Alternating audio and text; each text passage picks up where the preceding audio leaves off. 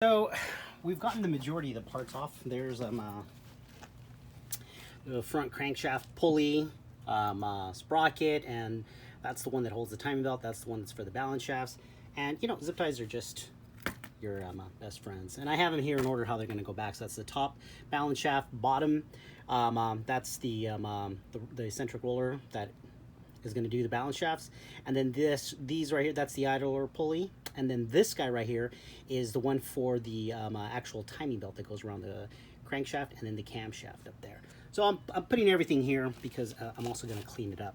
Now I have a parts car, so I'll be switching these out. As you can tell, I cleaned this guy ahead of time. That way, that's one less thing that I'm going to have to worry about. But I wanted to show everybody, this is the bottom balance shaft. This is where the steering pump is normally attached to. I don't have one. A long time ago, I just decided that leaks too much, so I depowered it. And if you do a Google search for depowering your power steering, it's a procedure, but it was worth it because I was already doing the suspension. So now I don't have to worry about that, so that's just extra. But you normally just have these 3 bolts right here. And these are the ones that these 3 right here. And you take those off, and then everybody says there's only one more in the back. And when I took this one off, the 87, 88 engine that I have, I took one bolt off and this guy just popped off. However, in this one, which is an early model, you see that? There was 2. And it was covered with so much oil and grime that I didn't see the head. And I was kind of yanking it, and I was like, no, I know that it's just supposed to pop off. And then I realized, wow. So, yeah, that was the difference there. And so this guy here goes, see the balance shaft right there? So this guy would normally go right there, okay? And then you just have those 3 bolts in the front right there. 1, 2, 3. And then the other ones come from right there, from this little bracket that's right there. So that's that guy. And then the top one is really easy. And that just goes right there. There's your balance shaft, the top one, and it's just these three bolts right there. And both of these, you have this little flange that sits inside of it. And then the seal goes on top. So I separated them just so I could kind of take a look at them.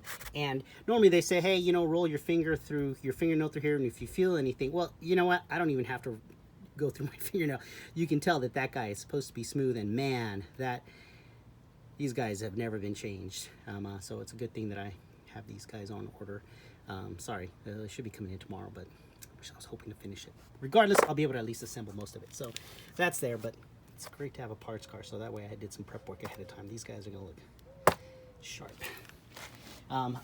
But yeah, so I just wanted to kind of show everybody. And then the only other thing is, you got to remember those woodruff keys, and every single one of these is going to have one. That bottom one, these 2. So you want to make sure you sort those out. That's the one for the crankshaft. And then over here, somewhere in this pile, oh, you know what? It's probably in a different section because they're a lot smaller. But I have the ones for this one here. And the easiest way to do it is just with some wire cutters, and you just kind of grab the woodruff key and then just pop it out. And that's what that little groove right there is for, as you can tell. And then you just want to make sure you clean it up a little bit. But anyways, there we are. There, we're getting closer, and man, as you can see, that's just full of grime. So what I'm going to do is I'm going to put these guys back on so no water gets in them. And once I have these guys set, I'm going to spray this down, clean it up, make it look nice. As much as possible, at least. That way, because otherwise, if you don't clean that up, you're going to be driving, you're going to park it, you're going to think you're leaking oil, and all it really is this stuff's just kind of like, because of the heat, just kind of sliming away little by little, and that'll take a long time, if ever, to clear out. So you want to make sure you do some cleanup whenever you can. All right, so there we go.